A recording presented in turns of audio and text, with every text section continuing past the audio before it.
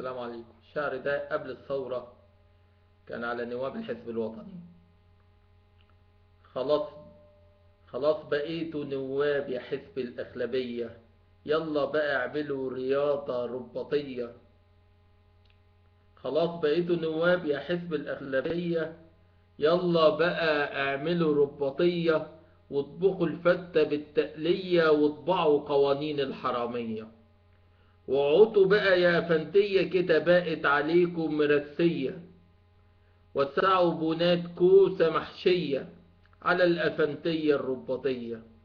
والواد أبو رأي اللي في حلوان اللي أغمى عليه علشان نجحتوا الوزير فلان، والقرد أبو قردان اللي نجح في البرلمان دلوقتي بقى في النسيان لما راح في خبر كان. مش تضعفوا بقى يا أفندية وتسيبوا مصر تعيش في حرية؟ مش كفاية كده سرقتوها سنين وسنين، وحكمتوها بالشاكوش والسكين، وطلع كيل مسكين أهبل بيتعاطى الهروين. احنا مش خايفين على مصر من الفاشلين اللي بيهدروا حضارة السنين، احنا خايفين عليها من البجحين اللي يسرقوا ويقولوا احنا ناجحين. مش عاجبكم هتشتكونا لمين؟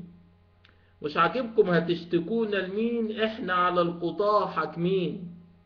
واللي مش عاجبه يشرب من النيل، اهو النيل يساع كتير من المخفلين.